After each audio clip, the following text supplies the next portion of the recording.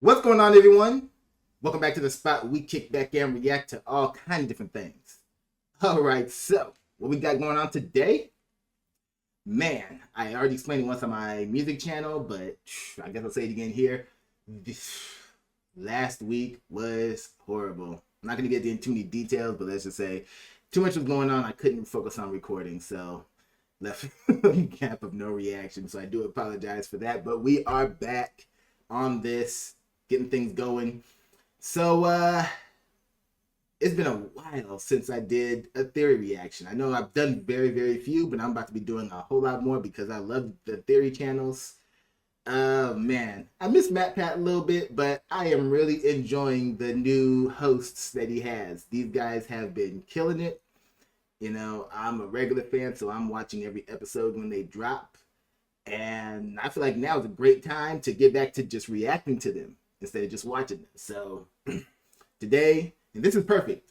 This is right in my alley. The Joker, one of my favorite villains. One of my favorite villains ever. And so this one is, what if every Joker was charged for their crimes?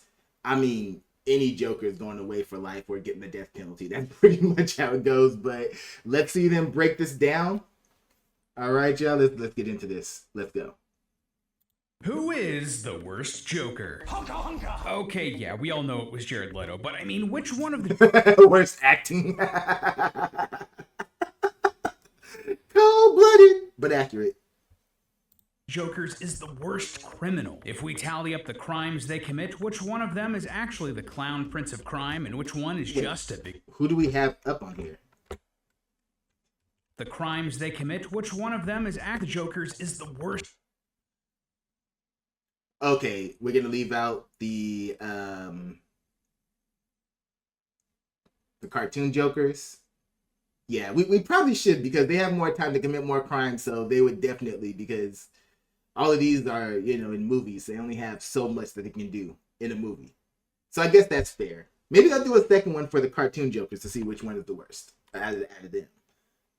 Worst criminal. If we tally up the crimes they commit, which one of them is actually the clown prince of crime, and which one is just a big old joke? Well, loyal theorists, today we put all of the Jokers on trial, and the most terrifying monster in Gotham isn't who you expect. Hello, Internet. Welcome to Film Theory, the show that's always in on the joke. So, as much as I do love Marvel, I always grew up a DC kid. Justice League, Static Shock, Batman the Animated Series, it all just hit so right. That's what...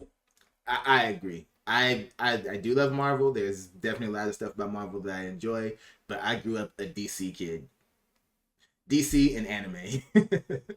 Dragon Ball and Goku and Batman. That was my thing growing up, watching cartoons. Those are the two big ones for me.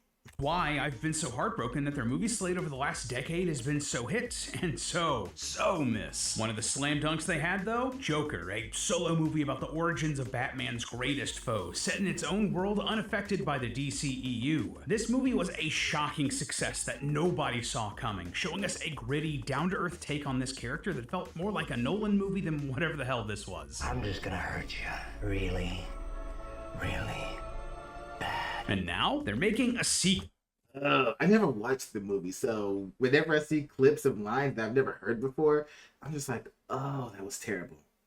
Oh, that was terrible. Especially when I think about some of the crazy lines that other Jokers have said that were either very shocking, compelling, or just hilarious. Like, that line was, ew. Joker Folie à Deux. Bold choice, and, well, it doesn't seem to be working out for them if box office tracking holds true for this one. Folie à Deux? That's a Fall Out Boy album. Not sure I'd brand my big budget movie with a name most of your target audience won't even know how to pronounce. Here, let me fix your branding problem real quick. Joker 2. Much cleaner, much simpler, much more to the point. So, in Joker 2, Arthur Fleck is being put on trial for his crimes in the previous movie, and naturally that made me wonder, what sort of prison sentence would this guy be looking at? He had murders and thievery and rioting to his name, so surely he'd be looking at some pretty substantial time, right? Well, that then made me think, would he be the worst Joker? If we looked at all of the crimes that the Jokers of cinema and television have committed over the years, who would come out as the real clown prince? Well, actually, yeah. The OG live action Joker, Cesar Romero, he has an advantage from the series going on as long as it did. There's so many Joker episodes. It's like he'll probably take it, but then they might backtrack because this is also a sillier version of the Joker. There's not much. This is I think, the least murdery Joker, if we're gonna say it like that.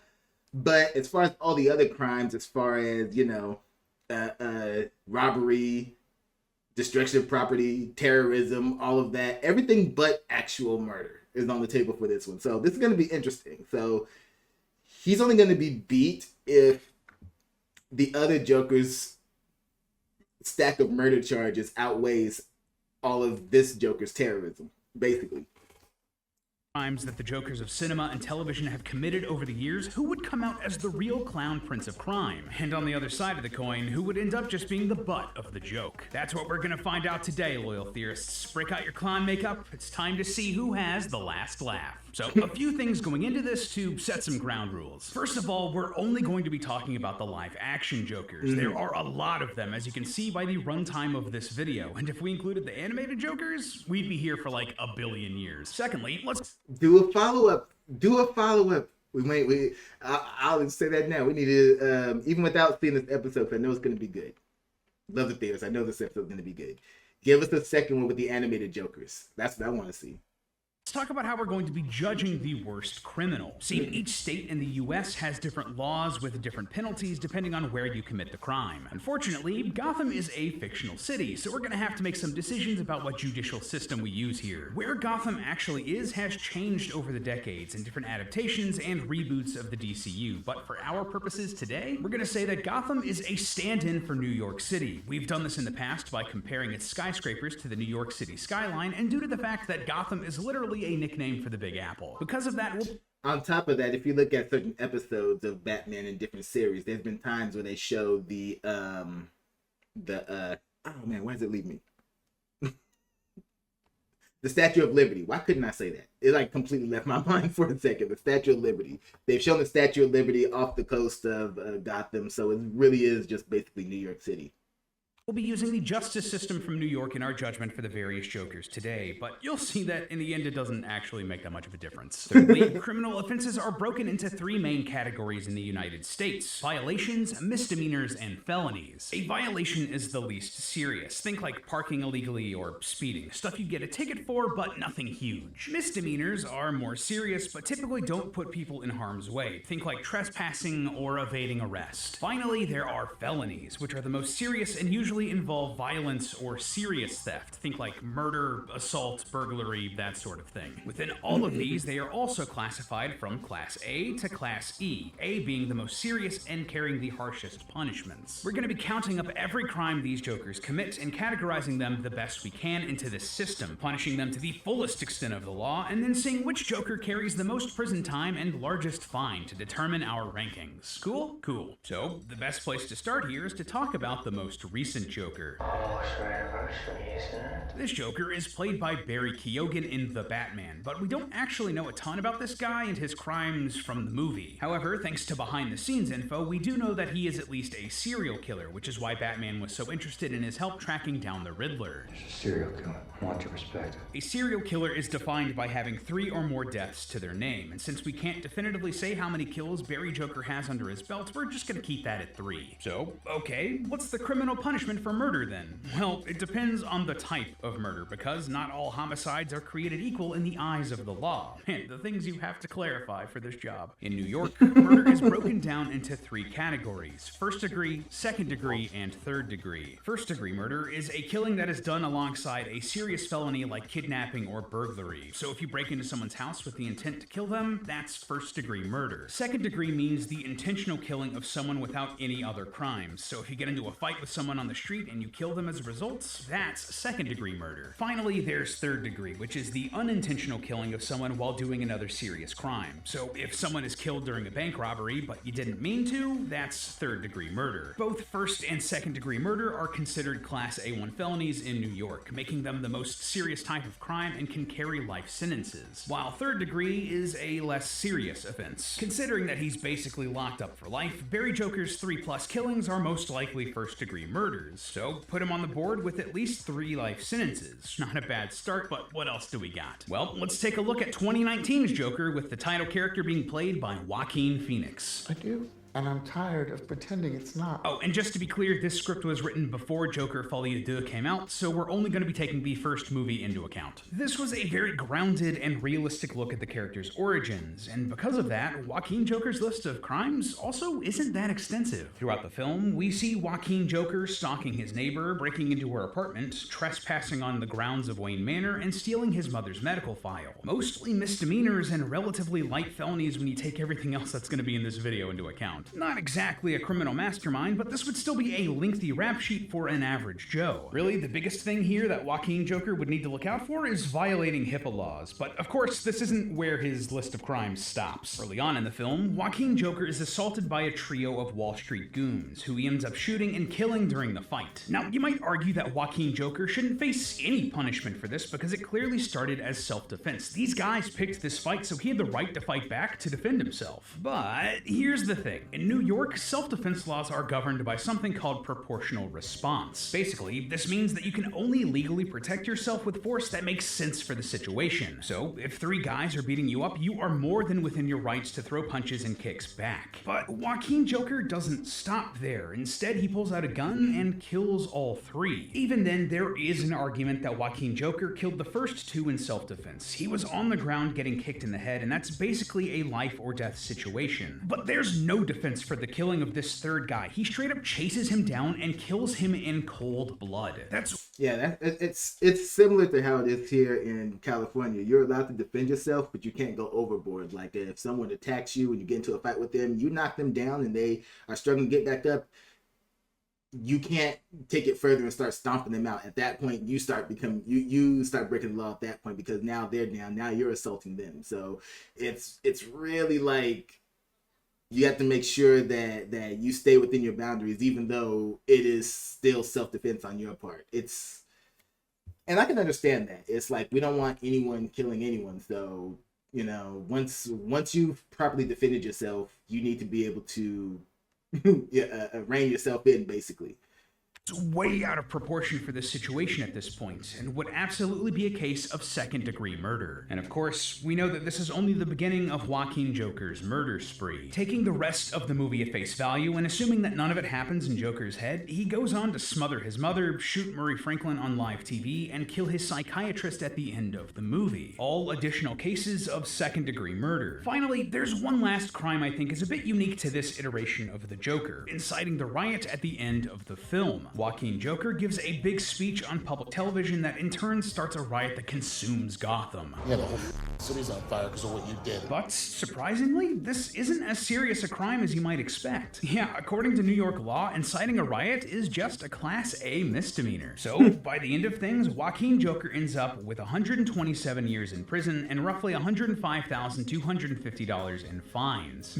That's not as bad as I expected, to be honest. I think we actually have to put this Joker below Barry, since he doesn't have any first-degree murders or life sentences to his name. Though I'll concede that might be a bit arguable. And either way, I promise it won't matter that much, because things get much, much worse. Yes, now that we get into some of the older Jokers, yeah, these guys are not winning. Neither one of them. From here. Speaking of much, much worse, let's talk about everyone's most least favorite Joker, Jared Leto. This was the Joker from the DC Extended Universe, but despite being part of a big franchise, he didn't actually appear in all that much. He was just in Suicide Squad and like one scene in Zack Snyder's Justice League. Regardless, we know... And that's where it ended, because nobody liked it. know a lot more about the crimes he was involved with. Like, a lot. Justice League implies that he killed Robin, and in Suicide Squad we see him kill fellow gangster Monster T for disrespecting Harley Quinn, lead a breakout at Arkham Asylum, break into a government base, attack several soldiers while trying to rescue Harley, and then break Harley out of prison at the end of the movie. And during that crime spree, we see about 30 people die at the hands of Jared Joker. Even if he didn't pull the trigger on those murders himself, as the ringleader here, Jared Joker is still liable for their deaths. We also see him driving recklessly mostly lead at least 2 kidnappings, at least 1 assault, the theft of the helicopter to rescue Harley, and the manslaughter of his own men when they're killed during the escape. Plus, he straight up tortures Harley and coerces her to jump into a pool of freaking acid to prove her loyalty, the latter of which would almost certainly be considered promoting an unaliving attempt. All in all, this nets Jared Leto a full set of felonies from Class A to E, plus at least 1 misdemeanor. Man, this is like the worst trading card game ever. Felonies. Gotta catch them all. By the end of it, just from what we see in these movies, Jared Joker would end up with $262,125 in fines, 313 years and 3 months of prison time, plus 26 life sentences. Or you could just make him sit through 1 viewing of Suicide Squad. I'm not sure which would be worse there. Regardless, between Jared, Joaquin, and Barry, Jared's winning out no competition and takes the top spot in our rankings so far. Now, let's take a little bit of a sidetrack to Gotham. Not the city, but the TV series. This one's a bit of a weird case because the Joker here, played by Cameron Monaghan, is actually 2 characters, twins Jerome and Jeremiah Valeska. Oh, and also they never called him the Joker because DC didn't want to, quote, confuse audiences, which itself is confusing. That's why I stopped watching it. That show, it started off good to me, but then it kind of went downhill because they were taking some very weird liberties with how they were doing things. Season 1 was phenomenal. Season 2 was good, and I would say everything focused around, young Bruce Wayne's story evolving into someone who wanted to become Batman. That was good. But the way they started handling the criminals after the Penguin's first arc started getting really weird to me. I don't know. Is there anyone else who feels that way? Just let me know. Because, yeah, I quit the series because it got weird. Let me know if it got better later on. Maybe I'll have to get back into it and start watching it again. That's such a weird choice. Oh, it's very funny. So, because Gotham was a TV series and had more screen time for its characters, this pair of Cameron Jokers had more opportunity to commit on-screen offenses, giving them a huge advantage over all of our previous Jokers who appeared in 2 movies at most. Because of this, between the pair, Cameron Joker racked up dozens of charges of murder, kidnapping, assault, burglary, you name it. They hold a lot of people hostage since the show likely didn't have the budget to kill a ton of extras on screen. And both Cameron Jokers are also the first of our episode to get terrorism charges, which is an actual crime here in the United States and is considered a Class A felony. Yeah, it's not just a word that we throw around a lot, it's an actual crime. By the time the show wrapped up, between the 2 of them, they racked up over 100 Class A felonies and dozens of less serious offenses, including over 350 Class E felonies. Because of this, Cameron Joker 1 would be dealing with 3,274 years plus 35 life sentences behind bars and just over $4.6 million in fines, while his twin would have a sentence of 615 years plus 30 life sentences and $786,000 in fines, putting both of them comfortably at the top of our rankings at number 1 and number 2. Impressive to be sure, but can they stand up against what's perhaps the most famous portrayal of the Joker? The character from The Dark Knight, played by Heath Ledger. Why so serious? Now, this Joker is one of the greatest characters in cinema, and even though he only appeared in just a single film, the list of crimes we see him commit. The only one that holds up next to this one is Jack Nicholson. The 2 of them, the 2 greatest Jokers. I don't care what anyone says. Fight me on it. Go in the comment section. I don't care. It is somehow way longer than all of the other characters we've talked about so far combined. He pulls off a bank robbery and kills all of his accomplices, attempts multiple murders, commits multiple murders, kidnaps multiple hostages, throws Rachel off a building, blows up a hospital, assassinates a judge and police commissioner, attempts to assassinate Gotham Mayor Garcia, attacks the Gotham police station, breaks out of jail, steals a cop car, owns and fires a rocket launcher. Breaks out of jail by blowing up everyone in it, mind you. Sure gets real creative with pencils. How about a magic trick?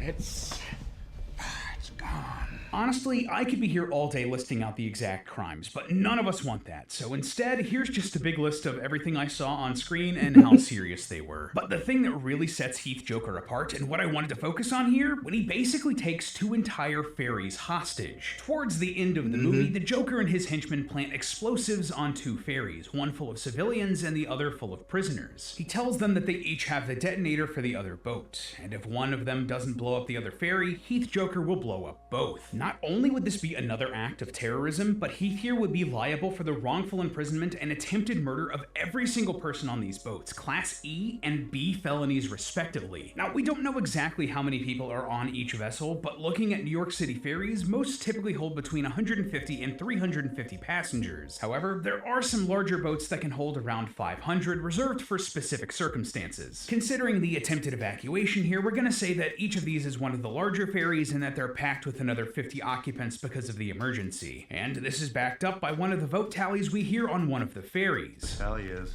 140 against 396 for. That means that Heath Joker here would be given an additional 1,100 charges of both unlawful imprisonment and attempted murder. When you tally it all up, that means that Heath Joker's crimes would earn over 3,279 years and 3 months in prison, plus 1,155 life sentences and fines upwards of $6.12 million. And all from just one movie. Wow! Even without all of the life sentences, he just edges out Cameron. And that's what makes it one of the best. Oh man, one movie outshined all of it like that. Joker 1 and makes it to number 1 in our rankings so far. But is he the king of all Jokers? Next up, we have the first true cinematic Joker, Jack Nicholson from the Tim Burton series. You ever danced with the devil in the pale moonlight? Jack Joker here is an interesting case because he was already a career criminal named Jack Napier before he ever became the Joker. In fact, he was the one who killed Thomas and Martha Wayne, creating Batman in the first place. And because of this, he already has an impressive rap sheet before his descent into insanity, racking up charges of tampering with evidence, shooting cops, evading arrest, and criminal trespass. That means they both have to account the crimes on screen and the scene when Bruce is going through the list of crimes that he already committed before he became Joker.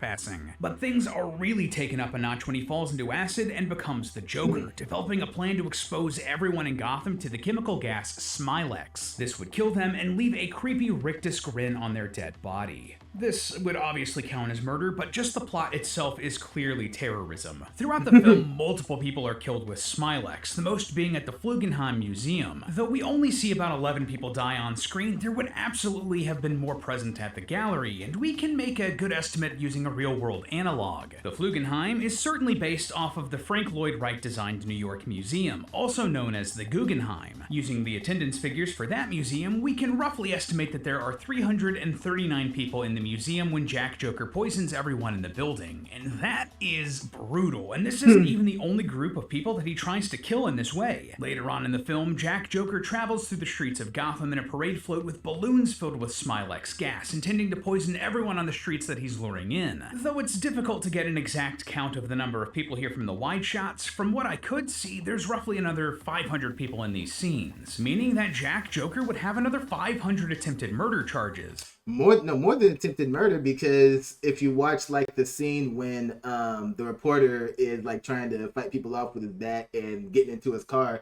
there's a part where you see people like jumping on his car and passing out from the gas, and we don't see Batman having time to try and go and give them any sort of antidote. So you could say not only attempted murder but actual murder in that scene as well, which would add up to some more charges. I'm just saying.